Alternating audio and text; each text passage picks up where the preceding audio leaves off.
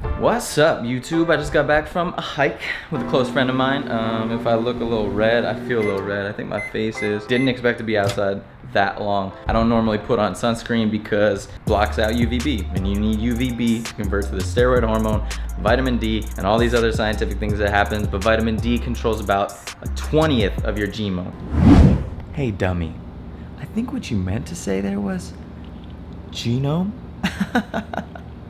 It's like 1,000 different genes, and people don't get that. People don't go outside anymore. They're just on their phones. So go outside without sunscreen. I get it. Not everybody. If you're like white as a cloud, you might want to be a little more concerned about some sunscreen. But for the most part, it's not going to kill you to go outside for about 15 to 30 minutes unprotected, okay? That's exactly why I look like a sun-kissed tomato. Hello, welcome back to this episode of Why Am I Always Shirtless? I am your host, Luigi, a sun-kissed tomato. Seriously, most people are deficient in vitamin D, even if you live close to the equator, even if you live in LA in the sun. We just don't go out that much. But seriously, it's not a big deal. Just go outside for a little bit.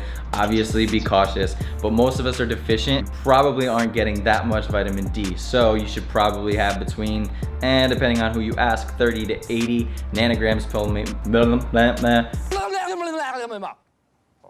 my apologies. milliliter. Consider supplementation if you can combine D3 by itself, or with K2 it might be more bioavailable to you. What else, Mike? What else, Mike? There are a ton of different factors that influence your vitamin D levels. The more overweight you are, the more you're gonna need to supplement. Your skin tone is darker, you're gonna need to supplement. The more you complain about your life, you're gonna need to supplement. Actually, that has nothing to do with it, but don't do that anyway. And how about you don't? The older you get, the less your body is able to actually produce these things. Take about 1,000 IUs per every 25 pounds of body fat, and you should be okay. But the best way to know is to actually get tested. Rant officially over. It's time for me to put on a t-shirt. Oh, dang. That's better. I just want to show you this real quick. Moms are literally the best. She sent me a whole bunch of stuff that I forgot when I was home last time, but check these out. Oh, first of all, Mom, she sent me a birthday card, even though my birthday was 6 months ago. So sweet. Check this out. Oh my gosh.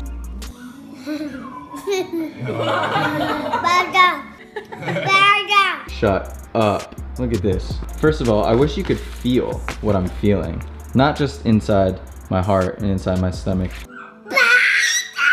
but the actual sock. They're like designer socks. I'm not a doctor of materials or anything, but like they feel excellent. I haven't worn them yet, but I'm super stoked. Shout out to Step Up Socks, and shout out to my mom because she's amazing. I just wanted to share that because they were making me super happy. Also, you guys, I have to come clean. I'm literally addicted to almond butter. I get these from Costco, and one of them is gone in like a week's time. I literally just spoonful that up and then combine them with these Brazil nuts and walnuts. I've been reading a lot about something, something called the doctrine of signatures, and it's like in nature you find things and whatever they look like is actually what's good for them. So for instance, these walnuts kind of look like brains, or the Millennium Falcon. However, it's pretty cool. You see it across the board. Things like pomegranate, good for your blood cells. You divide tomatoes down the center, right in the middle, and then they're divided into like 4 quadrants. Tomatoes are allegedly good for your heart, all of those things. So I don't know, it's kind of interesting. I'm hoping that it's like not gonna be an issue because I eat so much almond butter because it makes me so happy and it's super good for you. However, I have this huge fear that I'm gonna make myself allergic. Please, please, almond butter gods, do not let that happen. If I made myself allergic to it, something I love so much, I'd just be like, oh man, better not do that again. Get out of my class. So I'm gonna quick make something to eat and update you on what's been going on lately. Make some quick greens for the moment, get some sulforaphane. This is actually spinach, broccoli, and collard, all babies. Usually I can put those in a salad, but they're starting to go bad, so I wanna cook them and get rid of it. Some hard-boiled eggs, because eggs are excellent, and I just got some socks with some eggs on it. So figured for the last like couple weeks I've been preparing for a TEDx along with the nonprofit I work with. We've also been trying to work back and forth with the Department of Education in Los Angeles to get some of our kids in my youth mentor program some cheap and healthy food for the summer. So that's been cool. I've been reaching out to a ton of people trying to collaborate and get my podcast off the ground. I've been looking at kitchens, test kitchens. I've been looking at Airbnb, hitting people up, trying to make that happen. And on top of that, I actually signed a preliminary deal with a production company. I've been keeping this on the low because I don't like to necessarily, you know, count my velociraptors before they hatch. I'm simply saying that life finds a way. Basically, the deal is not a yes or a no to be on this television show, but it is a kind of promise that I'm not gonna go all crazy, start hanging out with Elon Musk, and then just go to Mars in a Tesla. So there's potential for there. I'll update you guys. But basically, I wanna talk to you because I've been working on something and thinking on something a lot lately. It all kind of started a few weeks ago when this girl kind of plopped into my life out of nowhere. I actually did a collaboration with her on LinkedIn. I'm not sure, maybe you saw her. Her name is SKYLER. She does a lot of, she's an actress, but she does a lot of comedy stuff. When I jumped on the collaboration with her, we did a whole bunch of like wacky shit. It's all fake news. How does he talk? The wall just got 10 feet higher. Small hands. Very good. I don't know. I feel like it changes every time I try to say something. You're fired. China. China. China. Is that Cardi B? Well, all because of China. Who's that? China. Are you trying to do a good impression right now? And doing this kind of collaboration with SKYLER kind of enlightened me and opened me up and be like, why am I different when I get on camera? Why am I not myself all the time? When I was younger, I used to be this kid that looked up to Jim Carrey, and I was super weird, and I would entertain everyone that came to the house. Excuse me, I'd like to ask you a few questions. And then throughout life, I don't know if it's just like all of those things that stack up on you. You get judgments, you get people to tell you you're weird or you're doing something stupid. People tell you that you have to grow up. I don't know what it was, but along the way, I kind of like lost that. This week, I shot with a company called JUBILEE Media. We did a podcast. Spinaches, grass-fed butter, done. They've been doing this production called Tea for Two.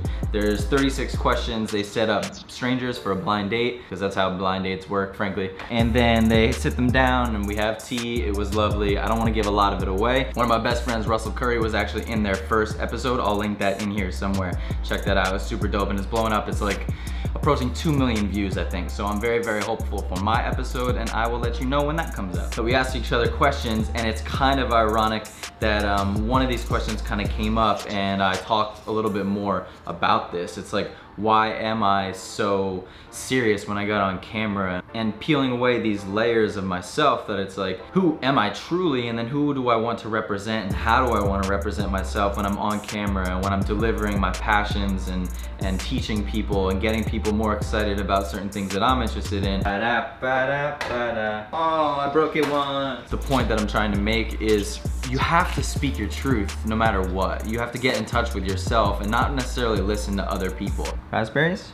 I don't know if you follow me on Instagram, which you should, but I've been playing around with all these voices. In my country, we don't have raspberries. We have murder berries, kind of thing. Or then the other day, I did this more German thing. I'm stuck in the traffic at the light, and I was just wondering, do you like these glasses or no? Ach na or nicht nicht? I got a lot of good feedback from people and in the DMs, and that's like, follow what seems to be working. Do what feels right for you in the moment, and don't worry about what everybody else thinks. You know, take their opinions with a grain of salt. Himalayan salt, organic. They might be important, they might give you direction, but if you feel like you can truly do something and this is who you are, don't be afraid to share who you are. You know, there's always gonna be people that don't like your content. There's always gonna be people that'll like judge you, but most of the time it's because they're like thinking about the things that they're not executing in their lives. At the end of the day, you just gotta do what you gotta do, which is make perfect eggs. Check this out. Except for that broken one, don't worry about that. Quick tip, always steam your eggs. Throw a lid on it towards the end. Perfect eggs every time. You are being the one that takes the risk of being seen, of being heard, of being judged. That's what you have to do. You're gonna be judged either way. You just have to put yourself out there. A little extra virgin olive oil. Always keep this in squirt bottles, you know what I'm saying? A little salt. It's pretty simple. Most of the stuff that I eat on a daily basis is just kind of slapped together, already prepared, fresh, whole food ingredients. Finishing touch. These beautiful, delicious eggs. Done. Go after what you want, man, and be who you are. Everything has already been pretty much said in this life. It's all regurgitated at this point, but it's never been said the way you can say it. And I know that sounds like super cliche because everybody says it now. Everybody talks about speaking your truth, and that, honestly, it is truth. We never get tired of success stories. We never get tired of people like rising above and overcoming fears. And we are so attracted to watching other people's journeys because it inspires our own. You don't always have to be the best or be the most smartest or the most knowledgeable about things. You just have to be different and you have to be you. That's what people gravitate towards. You have to lean into your fears. You have to turn off that little thing in your head that says, I can't do this, or it's already been done, or whatever. Make sure you're not playing a role. Be honest with yourself. Like, are you trying to do something for you, or are you playing a role that you think others want you to play? Just be you.